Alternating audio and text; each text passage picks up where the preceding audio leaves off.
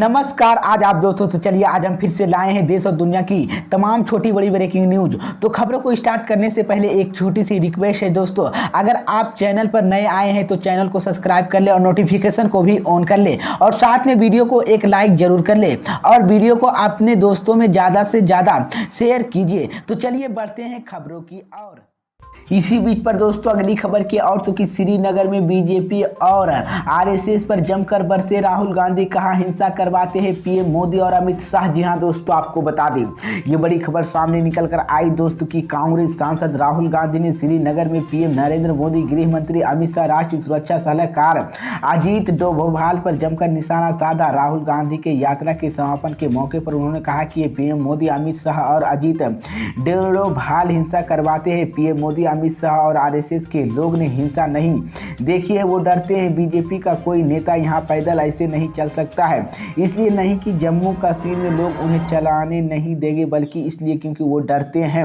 राहुल गांधी ने कहा कि जम्मू कश्मीर प्रशासन ने कहा है कि अगर आप पैदल चलेंगे तो आप पर ग्रेनेड फेंका जाएगा। तो मैं सोचा क्यों ना मुझे नफरत करने वाले को एक मौका दूं ताकि वो मेरी सफ़ेद टी शर्ट का रंग लाल कर सके।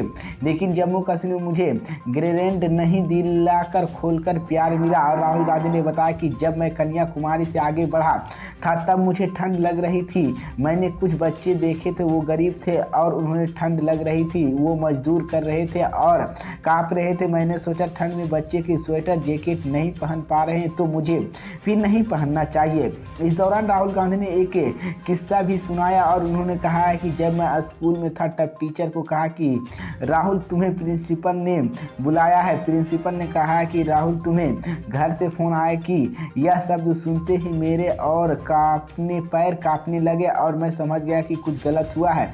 जब फोन कान पर लगाए तो आवाज़ आई, दादी की गोली मार दी और मेरा परिवार कश्मीर में गंगा की ओर गया था। इसी बीच पर दोस्तों अगली खबर की ओर कि दिल्ली के मुख्यमंत्री अरविंद केजरीवाल को मिली जान से मारने की धमकी। जी हां दोस्तों, आपको बता दें ये बड़ी खबर सामने निकल कर आई दोस्तों कि दिल्ली के मुख्यमंत्री अरविंद केजरीवाल को एक शख्स ने जान से मारने की धमकी दी है।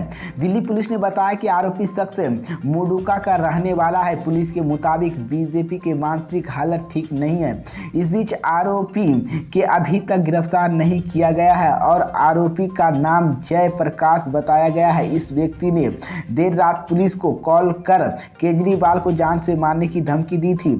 आरोपी का दिमाग इलाज चल रहा है।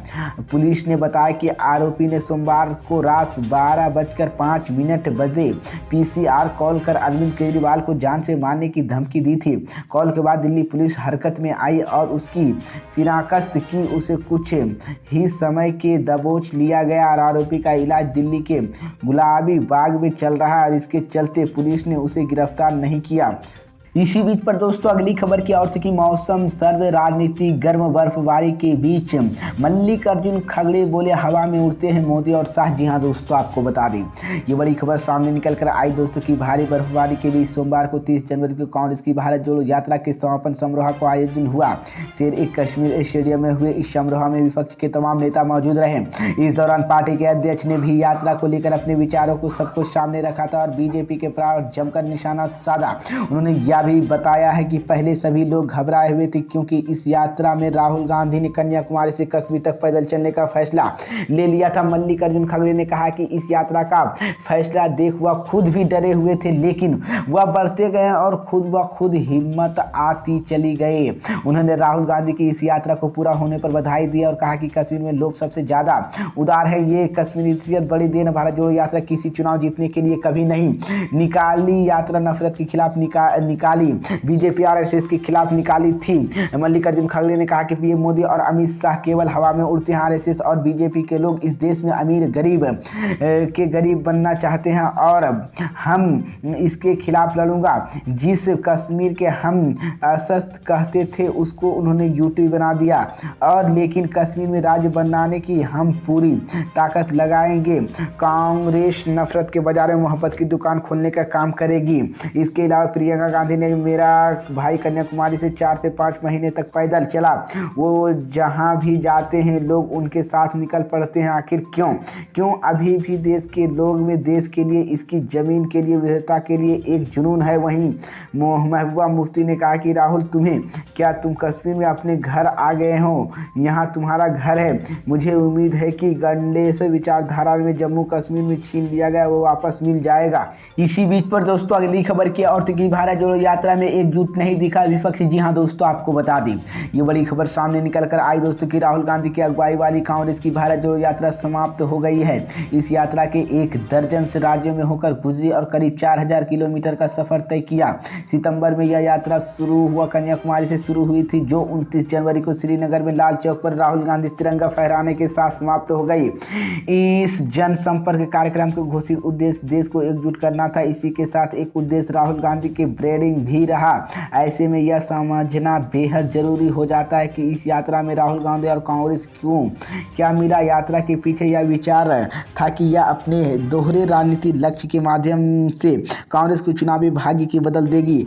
अब ऐसा होगा या नहीं वो तभी पता चलेगा जब 2023 के 9 राज्यों के चुनाव फरवरी में शुरू होगा। बता दें कि इसी साल जम्मू कश्मीर और में भी चुनाव हो सकते हैं।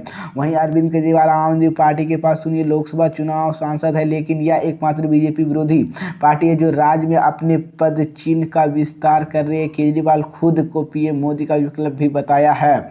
और इस बीच इसके बाद कांग्रेस की टीएमसी और बंगाल की मुख्यमंत्री ममता बनर्जी के साथ भी अच्छे समीकरण नहीं है। ममता बनर्जी को भी प्रधानमंत्री पद के उम्मीदवार के रूप में देखा जाता है और बिहार के मुख्यमंत्री नीतीश कुमार और उनके तेलंगाना के चंद्रशेखर राव भी कुछ समय पहले प्रधानमंत्री पद के रेस में बने हुए थे।